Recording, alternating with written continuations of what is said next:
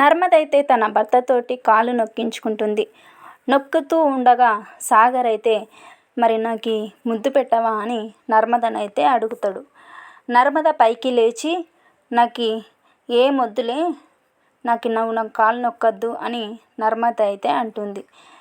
సర్లే అడగండిలే అని సాగర్ అయితే అంటాడు. ఆ టైంలోన వేదావతి వాళ్ళ అత్తగారు అయితే ఫోన్ చేస్తారు నర్మదకైతే.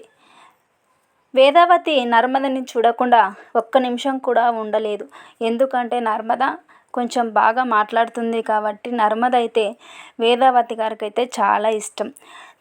వేదావతి నర్మదకి ఫోన్ చేసి అన్నం తిన్నారా అని అడుగుతుంది నర్మదని.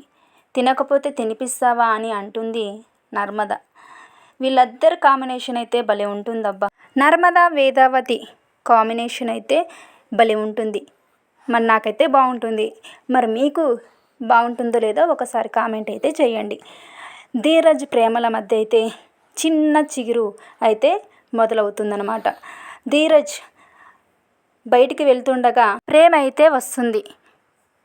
ప్రేమ ధీరజ్ని అడుగుతుంది, నేను ట్యూషన్ పెట్టాను, నాకు కంగ్రాచులేషన్స్ చెప్పవా అని ధీరజ్ని అయితే అడుగుతుంది. అప్పుడు ప్రేమ ధీరజ్ అయితే ప్రేమకి కంగ్రాచులేషన్స్ చెప్తాడు. ఈ వీడియో మీకు నచ్చినట్లయితే లైక్ చేయండి, షేర్ చేయండి, కామెంట్